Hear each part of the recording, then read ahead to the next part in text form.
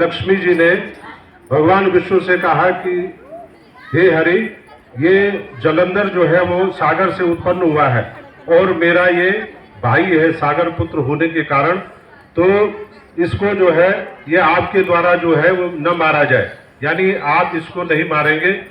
और भगवान विष्णु ने भी वचन दिया और फिर जाकर के उसके साथ में युद्ध किया। बड़ा भयानक युद्ध हुआ। तो उसमें फिर भगवान श्री हरि ने उसको प्रसन्न होकर के वरदान दिया कि तू मुझसे वरदान मांग। तो जलंधर ने वहां पर भगवान से प्रार्थना की कि आप लक्ष्मी के सहित पाताल में जो है मेरे यहाँ निवास करें। और फिर उस समय भगवान जो है उन्होंने फिर युद्ध छोड़ करके और उसके यहाँ पाताल में जो है वो रहना स्वीकार किया। और इसी समय जो है वो जलंधर वो इस प्रकार से देवताओं को भी और सबको प्रताड़ना देता हुआ बड़ा भयंकर जो है वहां पर उसने उत्पात मचाया। तो उसके पश्चात कहते हैं सभी देवता जो है उन्होंने जाकर के भगवान शिव के पास वो पहुंचे और शिव से उन्होंने अपनी विनय प्रार्थना की। तो भगवान शिव ने भी आकर के और क्रोध के साथ में जलंधर के साथ में उन्होंने बड़ा भयानक युद्ध किया। और भगवान विष्णु से भी उन्होंने कहा कि आपने जो है वो जाकर के उसके यहाँ रहना स्वीकार किया। तो फिर भगवान ने कहा कि वो लक्ष्मी का भाई होने के कारण मैंने उसको जो है उसका वध नहीं किया।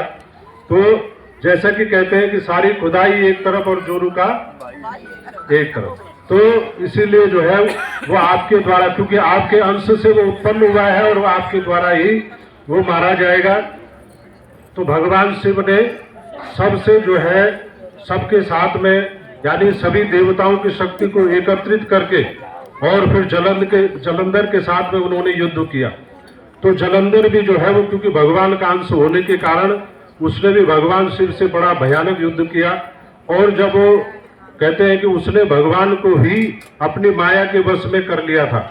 तो ऐसा होने के कारण कहते हैं कि जलंधर, क्योंकि जो है जलंधर जो है वो माता पार्वती पर आसक्त था, उसी के कारण जो है उसने वहां पर युद्ध छोड़ करके और वहां पर भगवान शिव का वेश धारण करके पार्वती जी के पास पहुंचा। तो उसको आया यानी भगवान शिव को आया हुआ देख करके पार्वती जो अपनी सखियों के साथ में वहां पर उपस्थित हुई, परंतु जैसे ही उनको ये पता चला कि ये तो दैत्य जलंधर है, तो फिर वो अपनी माया से वहां से अंतर्ध्यान हो गई। और उसके पश्चात भगवान विष्णु के पास जाकर के उन्होंने कहा कि आपने जलंधर का जो कृत्य है जो उसने किया है तो उसको आपने जाना। तो भगवान ने कहा कि हाँ मुझे पता है और जैसा रास्ता उसने हमें दिखाया है हम भी उसी का अनुसरण करेंगे। और फिर उसके पश्चात भगवान ने भी वहां पर अपनी माया से और वृंदा जो उसकी धर्म पत्नी थी उसके यहाँ जाकर के और उन्होंने वहां पर वेश बदल करके और फिर सन्यासी का वेश धारण किया और उसको भी अनेक प्रकार से माया दिखा करके कि जलंधर जो है वो भगवान शिव के द्वारा मारा गया है। और फिर वृंदा जो है वो शोक से संतप्त हुई और फिर उन्होंने जाकर के उन ऋषि से प्रार्थना की। और फिर ऋषि के थोड़ी देर बाद जो है वहां पर माया से जो है वो प्रकट करके जलंधर का जो है सिर वहां पर आ गया।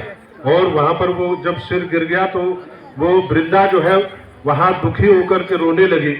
और फिर उसी समय उन महात्मा जो वहां पर वेश बदल करके भगवान के रूप में आए हुए थे तो उन्होंने अपनी माया से फिर पुनः जो है वहां पर अपना जो है सभी प्रकार से यानी उस माया के द्वारा जो है वो जलंधर का वेश धारण करके और वृंदा के साथ में उन्होंने कई समय तक जो है वहां पर वो रहे।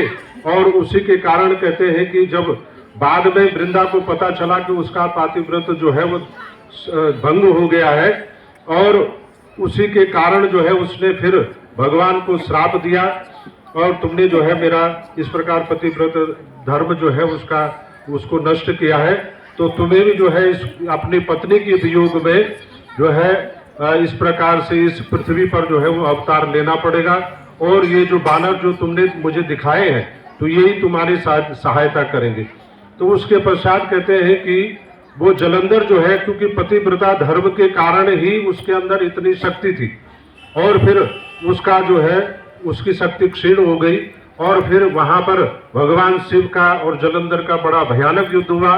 और फिर भगवान के द्वारा वो परास्त होकर के, और फिर उसके पश्चात कहते हैं कि जलंधर भगवान के द्वारा, भगवान शिव के द्वारा जो है वो मारा गया। और फिर वहां पर